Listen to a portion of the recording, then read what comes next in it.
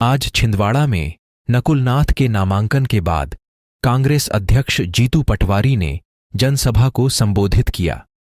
संबोधित करते हुए पीसीसी चीफ जीतू पटवारी ने कहा कि बीजेपी ने 2014 में 2 करोड़ रोजगार की बात कही थी, काला धन और 15-15 लाख रुपए की बात की थी, आए क्या?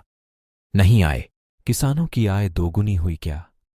2023 के विधानसभा चुनाव में शिवराज सिंह चौहान ने कहा था कि बहनों के खाते में 3,000 रुपये आएंगे, मिले क्या? नहीं। जीतू पटवारी ने बीजेपी प्रत्याशी पर कटाक्ष करते हुए कहा कि बीजेपी प्रत्याशी के चरित्र को पूरा छिंदवाड़ा जानता है। आदरणीय सभी सम्मानित यहाँ उपस्थित इतने बड़ी तादाद में युवा साथीगण,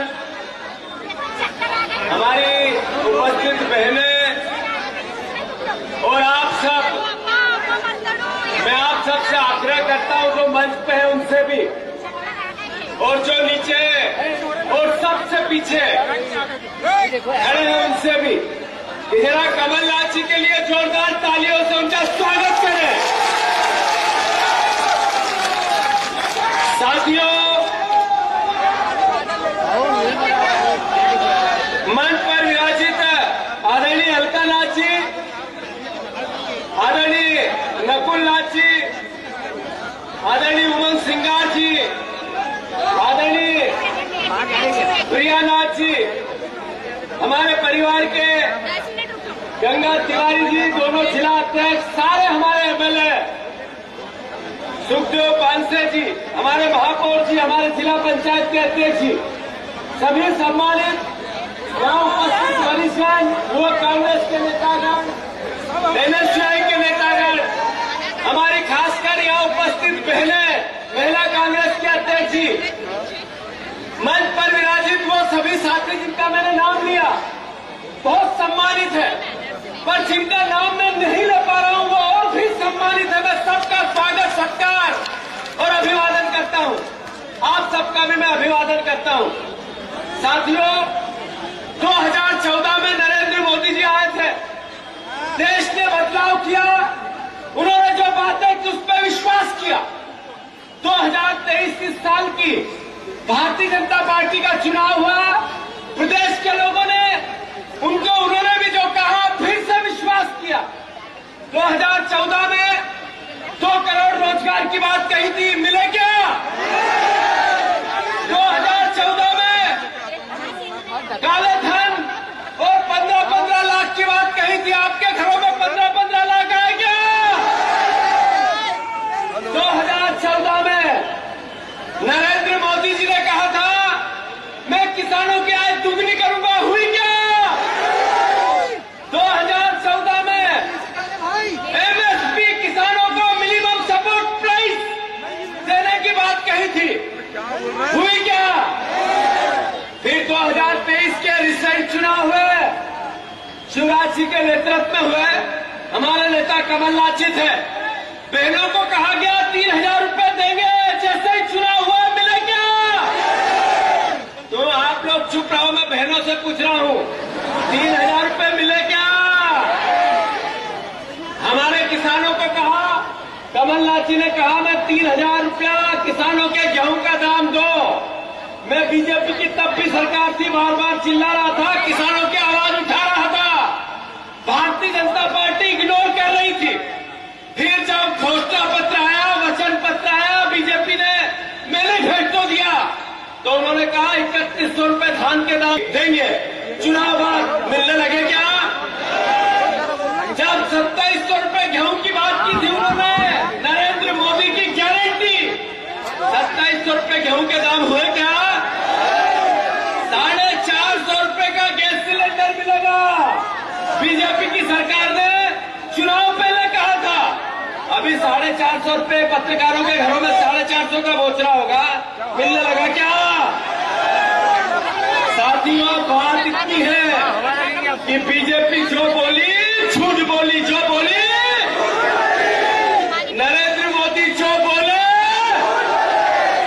बस एक बात ध्यान रखना, छिंदवाड़ा और कमलनाथ जी, अगर पूरे देश में, पूरे भारतवर्ष में, पूरे दुनिया में छिंदवाड़ा को अगर जाना जाता है, मैं ये नहीं कह रहा हूं कि उससे पहले छिंदवाड़ा की पहचान नहीं थी, पर पिछले 40-45 साल से एक परिवार का वो व्यक्ति जो अपने बच्चों के भविष्य के लिए घर बनाता है, एक परिवार का वो व्यक्ति मुखिया जो अपने बच्चों के भविष्य के लिए दुकान, मकान, जमीन जायदाद और संपत्ति इकट्ठी करता है, कमलनाथ जी ने छिंदवाड़ा के लिए उस परिवार के बाप जैसा काम किया जो अपने बच्चों के भविष्य के लिए तड़पता है। कमलनाथ जी ने छिंदवाड़ा के विकास के लिए, इसके भविष्य के लिए, आपके बच्चों के भविष्य के लिए एक परिवार ऐसा, एक परिवार, मैं सिर्फ कांग्रेस के कार्यकर्ताओं के परिवारों की बात नहीं कर रहा हूं, मैं सिर्फ कांग्रेस के नेताओं के परिवारों की बात नहीं कर रहा हूं, मैं भारतीय जनता पार्टी के कार्यकर्ता परिवार के नेताओं के परिवार के बेटों और बेटियों की बात कर रहा हूं। कमलनाथ जी के दरवाजे पर वो भी गए होंगे तो कभी खाली हाथ नहीं लौटे होंगे। हमेशा छिंदवाड़ा को लेकर उनकी जीविका, उनका समर्पण, उनका अपनात्व। हमारी 15 महीने की सरकार थी, हर महीने कैबिनेट होती थी, पर हर कैबिनेट में छिंदवाड़ा के लिए कुछ न कुछ होता था। ये थे कमलनाथ।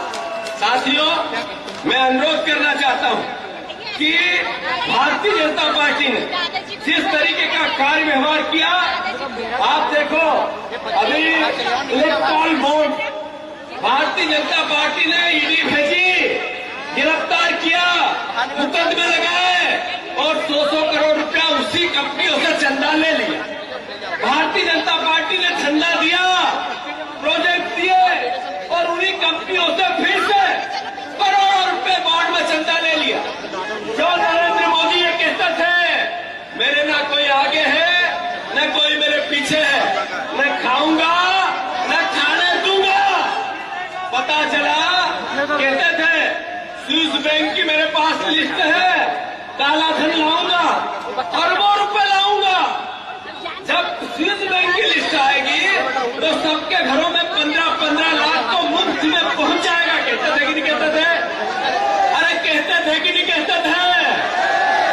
स्विस बैंक की लिस्ट नहीं आई, लिस्ट आई SBI की, उसमें सारा काला धन सफेद होके भारतीय जनता पार्टी के खातों में निकला। दोस्तों, कांग्रेस की ईमानदारी पर यह प्रश्न चिन्ह नहीं लगा सके। मैं आप सबको बताना चाहता हूं, मैं आप सबको कहना चाहता हूं कि कांग्रेस के कार्यकर्ता के मुंह में जबान रहनी चाहिए। हम है वो जिन्होंने देश को आजाद कराया, हमारे ये विचार है वो जिसने देश की उन्नति के लिए शहादत दी, हमारा ये विचार है वो जो लोकतंत्र को मजबूत और ताकतवर बनाने में फिर शहादत देनी पड़ी तो पीछे नहीं रहेगा। साथियों, भारतीय जनता पार्टी का एक सांसद कहता है, मैं खासकर आदिवासी भाइयों को बताना चाहता हूं, भारतीय जनता पार्टी का एक सांसद कहना चाहता है, कहता है कि 400 सीटें चाहिए। किस लिए चाहिए? इसलिए कि संविधान बदलना है। क्या बदलना है? साथियों, आपके बच्चों के आरक्षण पर, आपके भविष्य के जो कांग्रेस पार्टी की मूल भावना है समानता के अधिकार पर भारतीय जनता पार्टी वार करना चाहती है। मैं अनुरोध करना चाहता हूं आप सबसे, मैं आप सबसे अनुरोध करना चाहता हूं कि जब तक आप एकजुटता से एक मत होकर कांग्रेस पार्टी को ताकत नहीं देंगे, तब तक छिंदवाड़ा की सीट कांग्रेस की झोली में नहीं डालोगे, तब तक कोई पीछा मत छोड़ना। मैं अनुरोध करना चाहता हूं सभी परिवार के साथियों से कि भारतीय जनता पार्टी ने एक अभियान चलाया है, कांग्रेस के कार्यकर्ताओं को और कांग्रेस के नेताओं को भारतीय जनता पार्टी में ज्वाइन कराने का। भाजपा में कौन जा रहा पता है आपको? जो छिंदवाड़ा के लोग गए, मैं सबको नहीं जानता हूं, न उनके काम धंधे को जानता हूं, मैं उन सब आपसे अनुरोध करता हूं जिसका रेता का काम होगा, जिसका ट्रांसपोर्ट का काम होगा, जिसकी बसें होगी, जिसका अवैध काम होगा, जिस पर पुलिस से कोई किसी प्रकार की प्रशासन की कार्रवाई होने का डर होगा, ऐसे ही लोग बीजेपी में गए। सही कह रहा हूं गलत? अरे सही है कि गलत? जो लोग सत्ता हमारे पास थी तो कमलनाथ जी के कंधों पर बैठकर अरबपति बन गए। जो लोग कमलनाथ जी की सहायता से अपने परिवार को आर्थिक संपन्न बना दिया, अगर इस घड़ी में नकुल नाथ जी के साथ नहीं हो सकते हैं तो बीजेपी के साथ हो सकते हैं क्या? जब बदलेगा समय तो ये भारतीय जनता पार्टी के जो प्रत्याशी है, जिनके चरित्र की भावना पूरा छिंदवाड़ा जानता है कि नहीं जानता है? उनके कारनामा को पूरा छिंदवाड़ा जानता है कि नहीं जानता है? कुछ लोग कमलनाथ जी पर अलग अलग तरह से वार करके नेता बनना चाहते हैं। कुछ लोग कमलनाथ जी को चुनौती देकर बुढ़ा बनना चाहते हैं। पर खजूर के पेड़ जैसे कोई भी बड़ा हो जाए, न छांव देगा न फल देगा। बरगद का पेड़ ही बड़ा होता है, कमलनाथ जी ही बड़े हैं। अभी कुछ समय पहले भारतीय जनता पार्टी ने एक षड्यंत्र रचा, एक कॉन्स्पिरेसी रची और अफवाहें उड़ाई। जब मेरी कमलनाथ जी से बात हुई, मैंने बयान दिया था भोपाल में, आप लोगों ने सुना था। अरे मैंने मीडिया से बात की थी, छिंदवाड़ा के साथियों को बात पता चली नहीं चली? वो बात मुझे कमलनाथ जी ने कहा था कि तू मीडिया की ट्रांसपेरेंसी है, जाओ मीडिया से बात करो और बताओ कि मैं इंदिरा गांधी का तीसरा पुत्र हूँ, गांधी परिवार का साथ छोड़ ही नहीं सकता। तब मैंने मीडिया से बात की और ये एहसास कराया भारतीय जनता पार्टी को। अच्छा, एक बात और मैं आपसे करना चाहता हूँ। मैंने ग्वालियर में भी कमलनाथ जी ये बात कही थी कि पिछले 5 साल में जब कमलनाथ जी अध्यक्ष से हमारी सरकार बनी और वापस गिरी, तब 57 कांग्रेस के विधायक लेवल के नेता और जिला अध्यक्ष बीजेपी में गए थे। उसके बाद मैंने उनकी लिस्ट निकाली अभी 1 महीने पहले। मैंने पूछा इन सबको जो बीजेपी लेके गई थी, ये राजनीतिक रूप से कहाँ है? 7 लोग राजनीतिक रूप से जिंदा थे, बाकी सब मर गए राजनीतिक रूप से, एक जिंदा नहीं। तो जो लोग राजनीति के कंधों पर बैठकर, कांग्रेस के विचार पर बैठकर, कांग्रेस से ताकत लेकर, कांग्रेस से समृद्ध होकर भारतीय जनता पार्टी में गए हैं, ये थोड़े दिन के, 2 दिन के, 3 दिन अखबारों में एक दिन आया होगा, उसके बाद कभी देखा आपने? हमारी कांग्रेस पार्टी के एक बहुत बड़े नेता, उनका मैंने वीडियो देखा, नाम नहीं लूंगा। पहले दिन तो अखबारों की सुर्खियां फ्रंट पेज, और तीसरे दिन फिर उधर पीछे खड़े नहीं हूं करके मेरा फोटो आ जा। तो ये एहसास क्या कराता है कि भारतीय जनता पार्टी सिर्फ मतलब के लिए, परसेप्शन के लिए केवल आप लोगों को, कांग्रेस के कार्यकर्ताओं को ठगना चाहती है।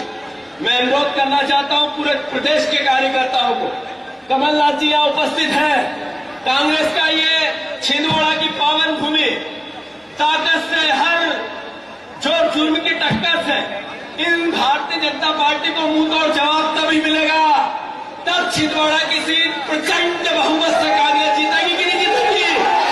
हाथ नीचे करके बताओ, जीतेगी कि नहीं जीतेगी? अंत में इतना ही कहना चाहता हूं, साथियों, कांग्रेस पार्टी की सरकार बनेगी। ये बहनों को खास करके कहना चाहता हूं, 8,500 रुपया, 8,500 रुपया हर महीने सारी बहनों को, हर महीने सारी गरीब बहनों को खाते में डालेगी। ये घर घर जाके बताओ, बहनों को बताओ, हर हालत में बताओ। जितने युवा साथी हैं जिन्होंने ग्रेजुएशन कर लिया, जितने युवा साथी हैं जिन्होंने ग्रेजुएशन कर लिया, हर बच्चे को जो ग्रेजुएट है 8,500 रुपया महीना, 8,500 रुपया महीना जिसने ग्रेजुएशन कर लिया उस बच्चे को खाते में मिलेगा। किसान भाई जितने हैं 2 लाख रुपए तक के कर्ज माफी की योजना कमलनाथ जी लाए थे, याद है कि नहीं है? फिर से कांग्रेस की देश में सरकार बनेगी, हम किसानों के कर्ज माफी पहली प्राथमिकता हमारी होगी। घर घर जाकर बताओ, हर किसान से बात करो। फिर से हमारी कांग्रेस की जैसे ही सरकार बनेगी, मिनिमम सपोर्ट प्राइस किसानों के हितों की रक्षा, किसानों के फसलों के दाम पहले से चिन्हित करके कांग्रेस पार्टी ने निर्णय लिया। अंत में मैं इतना ही कहना चाहता हूं, आप सब यहां जो उपस्थित हैं, 5 न्याय का सिद्धांत, उसमें राजनीतिक न्याय, सामाजिक न्याय और आर्थिक न्याय, जिसमें युवाओं के लिए, महिलाओं के लिए, श्रमिकों के लिए, हमारे मजदूर भाइयों के लिए, सबके लिए कुछ न कुछ है।